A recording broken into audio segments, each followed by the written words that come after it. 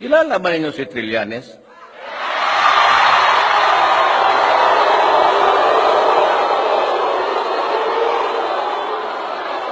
Anong ginawa ng putang ina niya?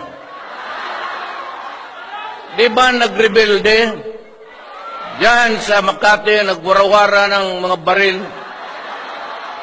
Nagmarcha doon, inagaw yung peninsula ng hotel. Nagbarake doon. Pagdating ng pulis, ang mga duwag ng ulol, nagsurrender ka agad. Tapos naging senador, akala mo nagmamakalinis ang gago. Nagkokolekta yan sa mga malalaking negosyante. May writ, parang yan lang ang abogado na hindi abogado.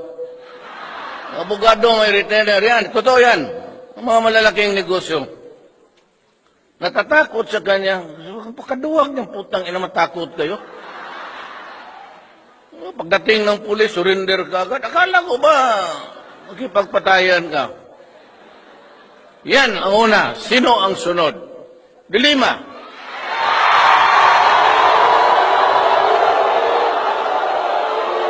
Gusto ako ipatanggal. Anong ginawa? Yan ang tragedy, sabi nga nila. The tragedy is, siya yung Secretary of Justice. Hawak niya yung prisuhan. Siya mismo went into trafficking. No bail yan.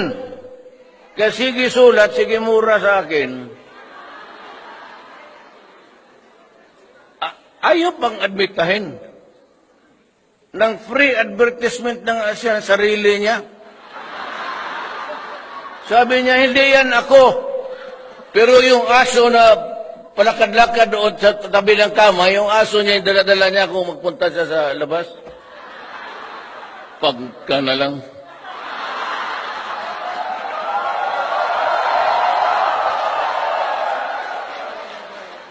Alam mo, hinahanap ko talaga.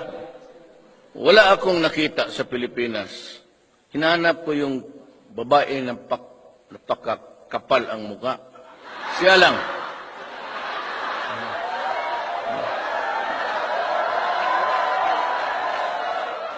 Ano, lapitan mo yan, laslasan mo ng blade, hindi ka kalab. Ano?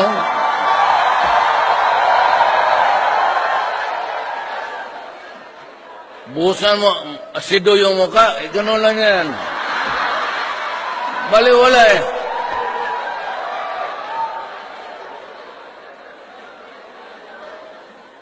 Sigurado man, siyempre sa edad, medyo mauna ako. Sigurado, ako wala naman akong ambisyon. Impyerno talaga ako. Yan ito. Pero maghintay ako sa kanya pagdating niya. Bingo talaga, Senyor Satanas!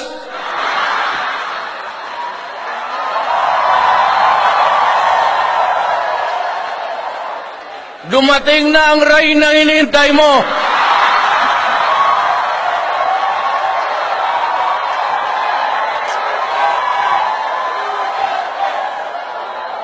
Totoo man. Yan. Kami pang kasalanan, si Bit Aguirre pa na, puta na classmate ko yan. Cum laude na yan sa law school. Kami ba naman mag-imbento ng basta atas man totoo. I will never, yung ganon lalo na babae mag-imbento ako ng story. Hindi talaga ako papayag sa kanya, baski sino dito sa kabinet. No, do not do it. Huwag yan. Mag-imbento ka ng kaso, gano'n. Tapos Nobel, pakulong mo. Ngayon, mag-isa siya.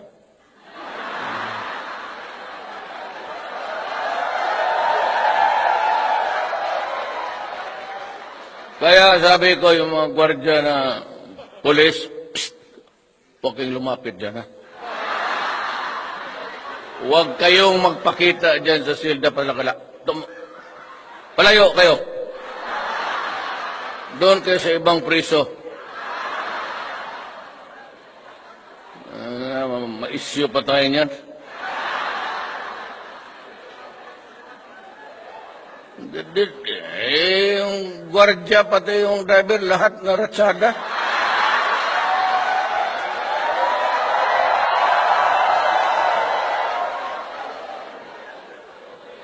Mabutit na lang, hindi siya nagpasyal-pasyal ng Davao. Kasi kung kabinat, wala na akong mahanap na iba na. Sorry na lang.